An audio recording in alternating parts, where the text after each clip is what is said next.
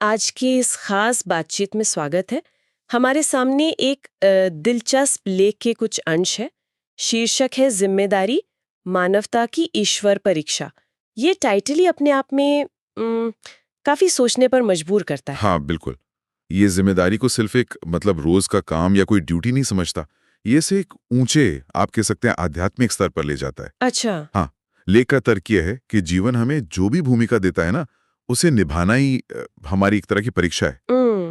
तो आज हमारा मकसद यही है कि इस लेख के जरिए जिम्मेदारी के इस गहरे अर्थ को समझें। देखें कि स्रोत इसे ईश्वर की परीक्षा क्यों कहता है और हम क्यों अक्सर इससे बचते हैं, हम्म, और इसके नतीजे क्या होते हैं, जैसा कि स्रोत में एक कहानी से समझाया गया है।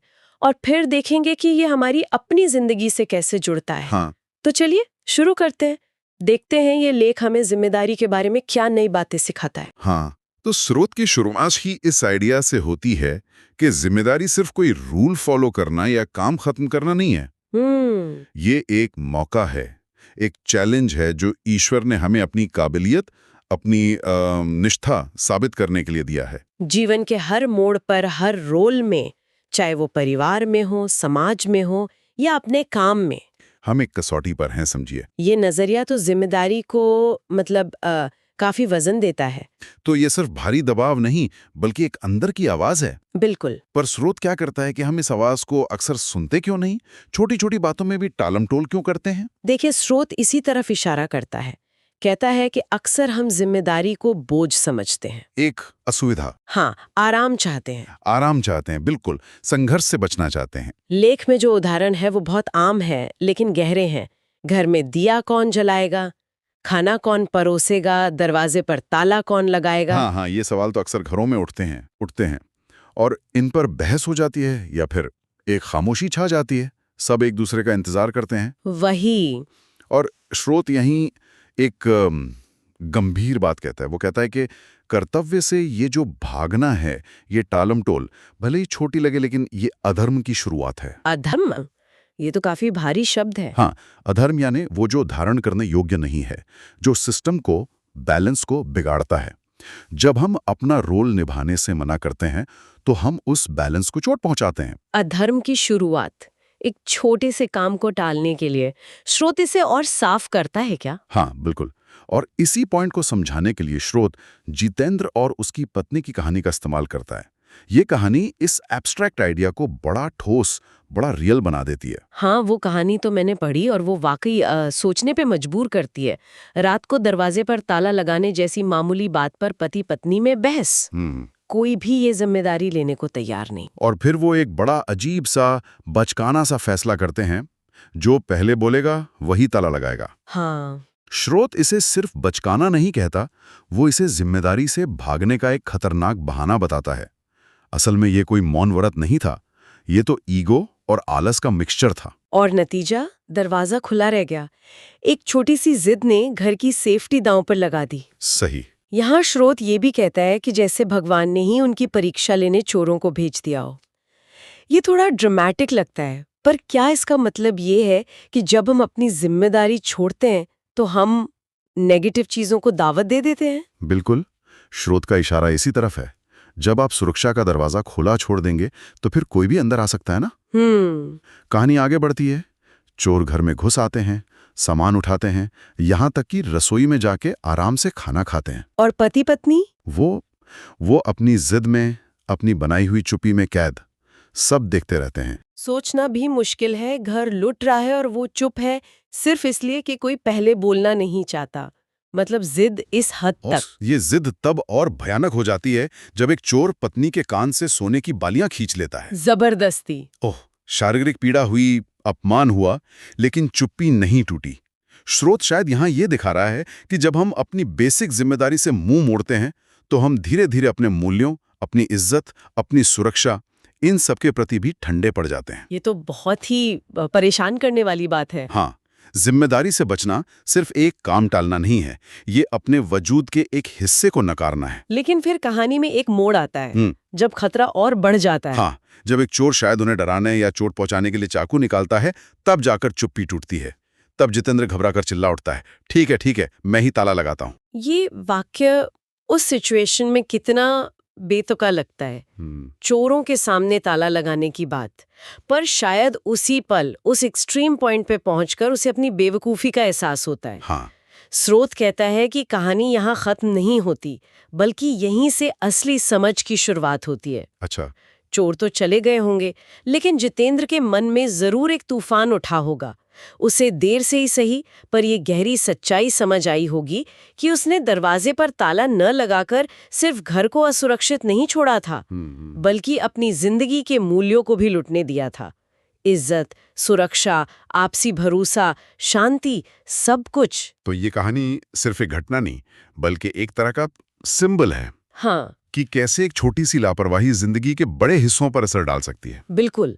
स्रोत इस कहानी के सबक को एक बड़े कैनवस पर देखता है।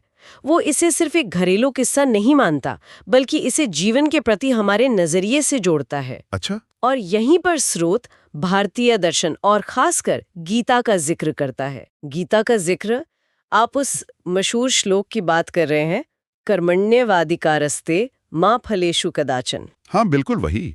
तुम्हारा अधिकार केवल कर्म करने में है, उसके फल पर कभी नहीं। स्रोत इस श्लोक को जिम्मेदारी के कॉन्टेक्स्ट में बड़ी खूबसूरती से जोड़ता है। कैसे? हमारा कर्म क्या है? जीवन ने हमें जो रोल दिया है, जो जिम्मेदारी सौंपी है, उसे पूरी निष्ठा से निभाना, फल की चिंता किए बिना। जितेंद्र और उसकी पत्नी ने क्या किया? वो फल की चिंता तो शायद नहीं कर रहे थे, लेकिन वो अपने मूल कर्म, ताला लगाने जैसे छोटे से फर्ज से ही भाग रहे थे। उन्होंने अपने अधिकार का ही इस्तेमाल नहीं किया। ये तो एक दिलचस्प व्याख्या है। तो जिम्मेदारी निभाना ही हमारा पहला कर्म है, और उससे बचना मतलब कर्म से मुंह मोड़ना। स्रोत के हिसाब से हाँ, जब हम अपनी जिम्मेदारी को मानते हैं और उसे निभाते हैं, तब हम असल में कर्म योग कर रहे होते हैं। बिना नतीजों के बारे में सोचे अपना काम करना। सही। स्रोत कहता है कि अगर जितेंद्र और उसकी पत्नी ने टाइम पर यह कर्म किया होता, तो न सिर्फ उनका घर सेफ रहता, बल्कि उनके रिश्ते में जो कड़वाहट आई, मन में जो अशांति हुई, वो भी ना होती। तो स्रोत जिम्मेदारी को सिर्फ एक नैतिक या सामाजिक ड्यूटी नहीं मान रहा, ये एक तरह की आध्यात्मिक प्रैक्टिस है। हाँ, ये बहुत जरूरी पॉइंट है। स्रोत कहता है कि जो अपने कर्म को पूजा समझकर निभाता है, वही सच्चा भक्त है। कर्म ही पूजा। बिल्कुल।